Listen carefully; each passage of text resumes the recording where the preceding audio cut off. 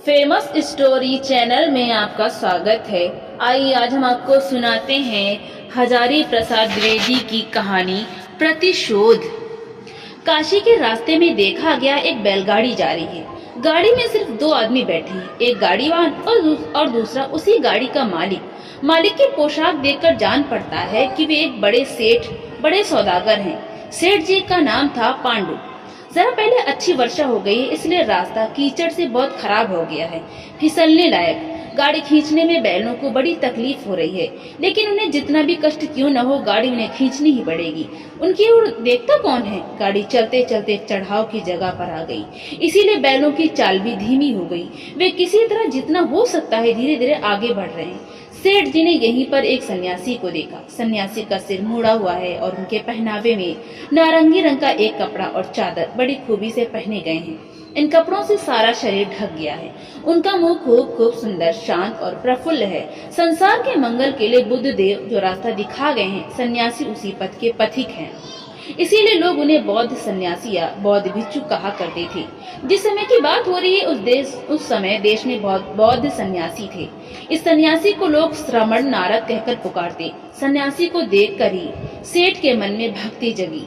उनसे बातचीत होते सेठ जी ने जब जाना कि वे भी काशी ही जा रहे हैं, तो उन्होंने अपनी गाड़ी में बैठकर चलने के लिए उनसे अनुरोध किया। सन्यासी पैदल ही जा रहे थे, रास्ते की मेहनत से बहुत थक गए थे, इसीलिए सेठ जी को धन्यवाद देकर उसी गाड़ी में सेठ जी के साथ ही जाने लगे। दोनों के रास्ते का समय आनंद से कटने लगा।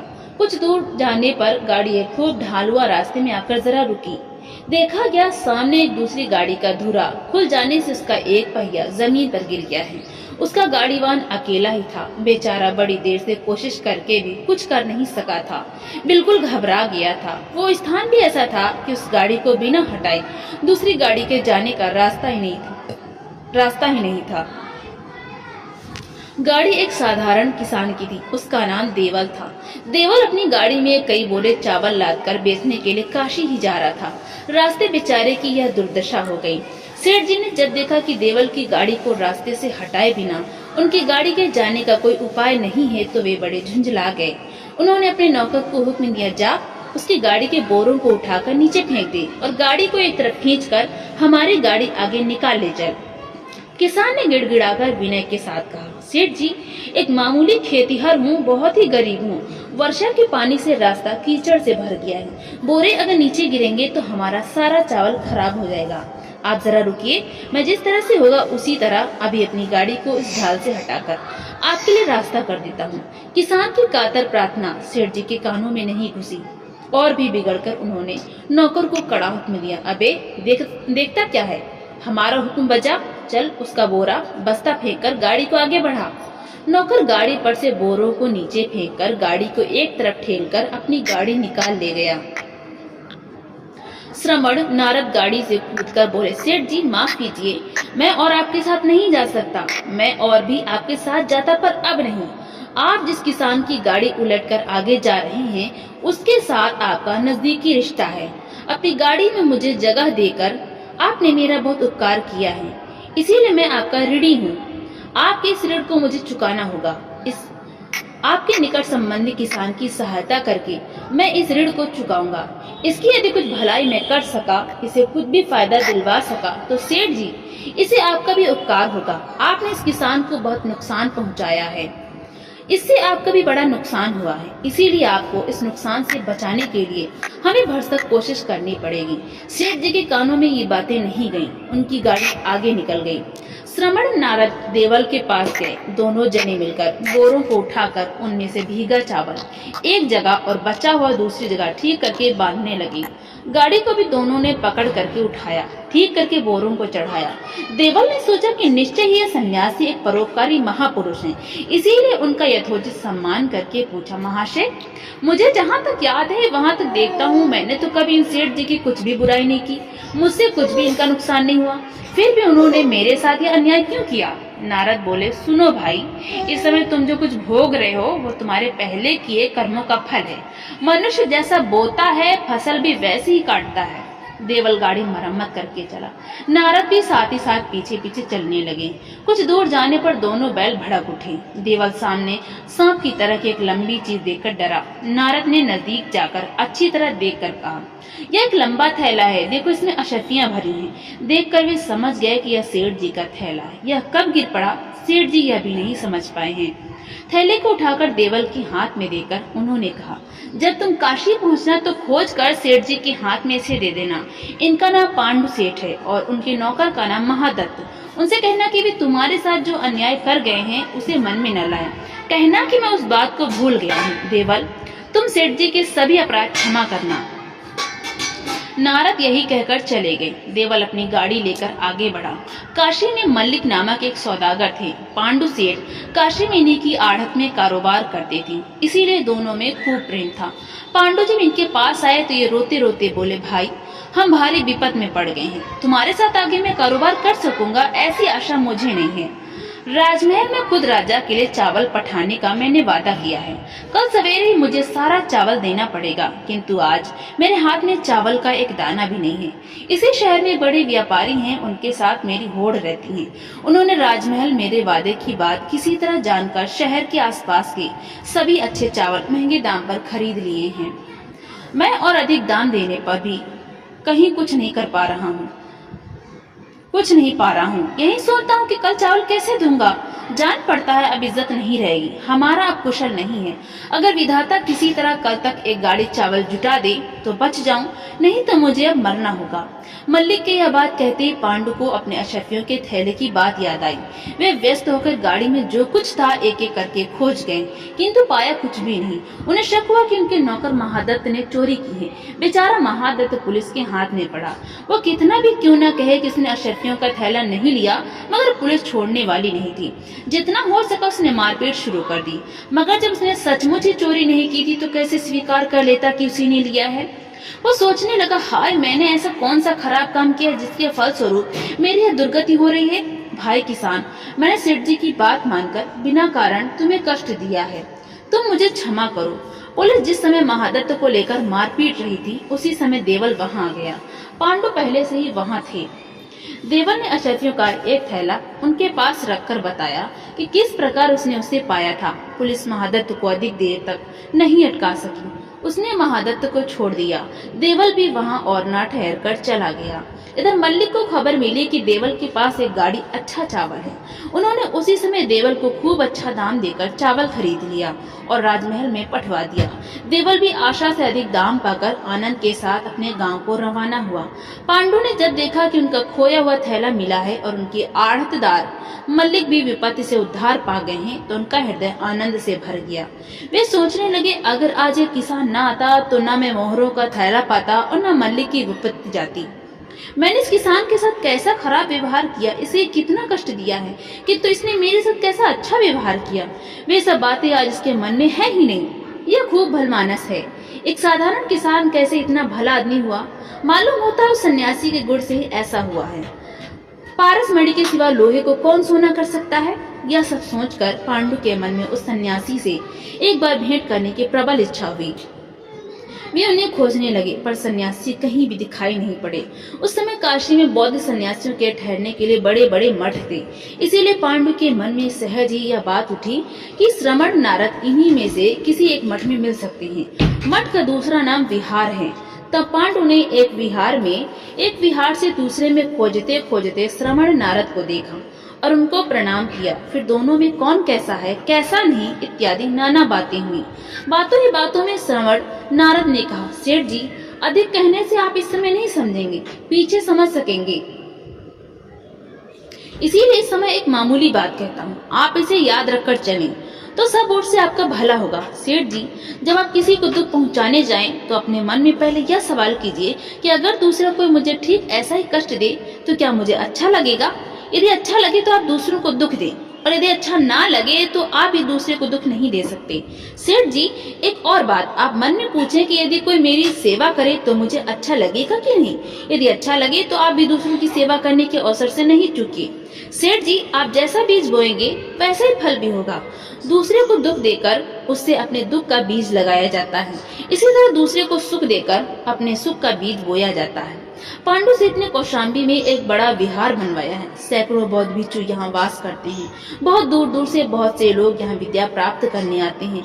लोग यहाँ धर्म की बातें सुनकर आनंद पाते हैं। व्यवसाय वाणिज्य में पांडु सेठ इस समय खूब बड़े हो गए हैं। उनका नाम सभी जानते हैं। एक बार कौशाम्बी के राजा ने आज्ञा दी कि पांडु सेठ के द्वारा एक सोने का मुकुट बनवाना होगा, जिसमें अनेक तरह के हीरा मोती के काम होने चाहिए, जिससे वो खूब सुंदर हो। दाम चाहे जितना भी अधिक क्यों न हो, कोई हर्ज नहीं। राजमहल से सेठ जी के पास खबर गई। सेठ जी ने थोड़े ही दिनों में एक खूब सुंदर मुकुट तैयार कर लिया। जब वे इस मुकुट को लेकर कौशाम्बी जाने लगे तो साथ में और भी कई तरह के जवाहरात ले लिए, क्योंकि वहां इनकी बिक्री सहज ही में हो सकती थी। बहुत रुपए का सामान साथ में होने के कारण सेठ जी ने साथ में 20-25 सिपाही भी ले लिए, क्योंकि मुमकिन था कि रास्ते में कोई विपद आ पड़े। कौशाम्बी के रास्ते में एक जगह थोड़ी खतरनाक थी। वहाँ रास्ते के दोनों ओर पहाड़ हैं, रास्ता बीच से होकर जाता है। इसी जगह एक छोटे से गांव में कई डाकू रहते थे। अवसर पाकर राहगीरों को मारपीट कर उनका सामान लूट लेना ही उनका काम था। सेठ जी जब इस स्थान पर पहुंचे तो 50-60 डाकुओं ने आकर उन्हें घेर लिया। सिपाही उनके साथ खूब लड़े, मगर कुछ कर न सके। सेठ जी के पास जो कुछ था डाकू लूट कर ले गए। उनका सब कुछ चला गया। मुकुट के साथ जो जवाहरात लाए थे वो भी गया, कुछ भी नहीं बचा। सिर पर हाथ रखकर वे जमीन पर बैठ गए। सेठ जी के मन में खूब चोट लगी, किंतु वे चुप रह गए। बाहर कुछ भी प्रकट नहीं होने दिया। उन्होंने सोचा, एक दिन मैंने भी कम अत्याचार नहीं किए हैं, कितने लोगों को कितना कष्ट दिया है, यह बात आज मैं समझ रहा हूँ। मैंने जो बीज बोया है उसी का यह फल मिल रहा है। सेठ जी ने आज समझा कि दुख क्या वस्तु है। वे समझ गए कि दूसरे को कष्ट देने से उसे कैसा लगता है। पहले के किए हुए बुरे कामों के पछतावे से जल जलकर उनका मन साफ होने लगा। उनके हृदय में इस समय दया का स्रोत दिखाई दिया। अब गरीब हो जाने के कारण उनका कष्ट दूर हो गया। कौशाम्बी के जिस रास्ते में डाकुओं ने पांडु का धन रत्न आदि लूट लिया था, उसी रास्ते से एक बौद्ध सन्यासी जा रहे थे। उनके पास एक भिक्षा पात्र और एक छोटी पोटली थी। पोटली एक बेशकीमती कपड़े से बंधी थी। इस कपड़े में हाथ की लिखी कई पुस्तकें थी। इस वस्त्र को किसी भक्त गृहस्थ ने दिया था। यह बेशकीमती कपड़ा ही भिक्षु की विपत्ति का कारण हुआ। डाकुओं ने दूर से देखकर सोचा कि इस पोटली में कुछ बेशकीमती चीज है, किंतु उसे लूटकर जब उन्होंने खोल कर देखा तो उन्होंने पोथियों को खोलकर फेंक दिया और लौटती बार भिक्षु को खूब पीट कर चलते बने। पीड़ा के मारे भिक्षु हिल भी नहीं सकते थे। सारी रात वहीं पड़े रहे। दूसरे दिन सवेरे किसी तरह उठकर फिर धीरे धीरे रास्ता पकड़कर चलने लगी। जरा आगे बढ़कर ही उन्होंने जंगल में आदमियों की चिल्लाहट और तलवारों की झंझनाहट की आवाज सुनी। वे जरा रुककर खड़े हो गए। जंगल के भीतर से देखा गया कि डाकू ही आपस में लड़ रहे हैं। एक तरफ अकेला आदमी है और दूसरी तरफ और सभी। देखने से समझ में आ जाता है कि जो आदमी अकेला लड़ रहा है वो औरों से कहीं अधिक जोरावर है। फिर भी वो अधिक देर तक नहीं लड़ सका। उसका मुर्दे की तरह पड़ा देखकर धीरे धीरे और सभी चले गए। सब डाकुओं के चले जाने पर बिच्छू धीरे धीरे घायल आदमी के पास गए और समीप के झरने से थोड़ा सा जल ले आकर उसके मुंह आंख आदि में देकर उपचार करने लगे। थोड़ी देर बाद ही उसे चैतन्य हुआ। बिच्छू ने उस समय किसी एक दरख्त की पत्तियां लाकर उनका रस निकालकर उस आदमी का शरीर के छत स्थानों पर लगा दिया। आदमी फिर भी पड़ा ही था। उसने धीरे धीरे आंख खोलकर बिच्छू की ओर देखा, फिर बोला, कल अपने साथियों के साथ मैंने एक बिच्छू को खूब मारा था। क्या आप ही वो बिच्छू हैं? आप ही मेरे उन अत्याचारों के बदले में यह उपकार करने आए हैं? आपके ले आए हुए इस जल से मेरी प्यास जाएगी सही, पर भाई अब मेरे जीने की कोई आशा नहीं है। मैंने ही अपने उन साथियों को मारने के दांव पेच सिखाई थी, मगर उन कुत्तों ने मुझसे सीखी हुई विद्या से मुझी को मारा। बिच्छू ने कहा, भाई जो जैसा बोता है वैसा ही काटता भी है। यह बात अच्छा ठीक है। तुमने अपने साथियों को मारा मारी, लूटपाट वगैरह सिखाया है। वो सीखकर उन्होंने तुम्हें ही मारा है। तुम अगर उनको दया की सीख देते तो तुम्हारे ऊपर वे दया ही करते। डाकू ने पहले जो कुछ खराब काम किए एक एक करके सभी उसे याद आने लगे। वो इससे व्याकुल उठा और बोला, मुझे अपने किए का प्रायश्चित करना पड़ेगा। मैंने बहुत पाप किए हैं। सुनिए महाशय, मैं अपनी सारी कथा आपको खोल कर कहता हूँ। पांडु नामक एक बड़े सेठ हैं, इनका नाम सभी जानते हैं। मैं उन्हीं का नौकर था। मेरा नाम महादत्त है। वे मुझसे जब जो कुछ करने को कहते थे, मैं उसी काम को तभी इच्छा न रहने पर भी यह सोचकर करता था कि मैं उनका नौकर हूँ। एक दिन उन्होंने व्यर्थ ही मुझे चोरी के अपराध में पुलिस के हाथ पकड़वा दिया। पुलिस ने उनके सामने मुझे ऐसी मार दी कि जिसका नाम हो, मैं प्राय मर ही चुका था। आखिरकार जब सच्ची बात मालूम हो गई और सबने जान लिया कि मैं चोर नहीं हूँ, तब पुलिस ने मुझे छोड़ दिया। सेठ जी के ऊपर मुझे बड़ा गुस्सा आया। मैं उनसे कुछ भी न कहकर उसी समय एक और बाहर हो पड़ा। बाहर होकर मैं एक डाकुओं के दल में आ मिला। कुछ दिन बाद ही मैं उनका सरदार हो गया। एक दिन खबर मिली कि वो सेठ एक बेशकीमती मुकुट और साथ ही बहुत रुपयों के जवाहरात लेकर कौशाम्बी जा रहे हैं। सुनते ही अपना दल बल लेकर जो कुछ उनके पास था सभी लूट लिया। आज आप दया करके उनके पास जाइए और मेरी ओर से उनसे कहिए कि आपने जो मेरे ऊपर बिना कारण अत्याचार किया था, उसका बदला लेने की इच्छा मेरे मन में बराबर बनी रही। आज मेरे मन से वो सभी कुछ धुल पूछ गया है। मैंने आपका सामान लूटकर जो अपराध किया, उसके लिए क्षमा प्रार्थना करता हूँ। आप मुझे दया करके क्षमा करें।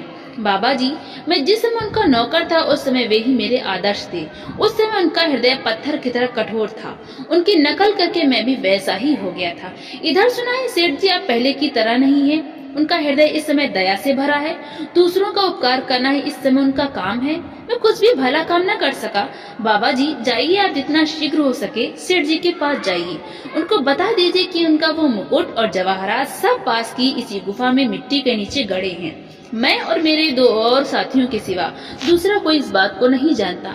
मेरे वे साथी मर गए हैं। इस समय वे जितना शीघ्र हो सके आकर इसे ले जाएं।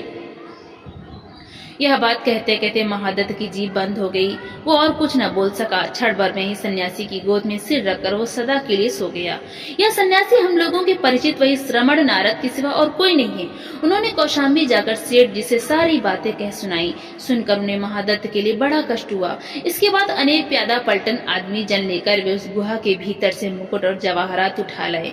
उनका कारोबार फिर बड़ा हो उठा। उनके लाभ के रुपए का अधिकांश भाग इस समय से नाना प्रकार के अच्छे कामों में खर्च होने लगा। सुना जाता है काल धर्म के अनुसार जब सेठ जी की जीवन यात्रा समाप्त हो आई, तो मृत्यु शैया पर सोए सोए उन्होंने अपने बाल बच्चों को बुलाकर कहा था, जो दूसरे को दुख देता है वो अपने को ही दुख देता है, और जो दूसरे की भलाई करता है वो अपनी ही भलाई करता है। तो दोस्तों, आपको ये कहानी कैसी लगी, लाइक करें। ज्यादा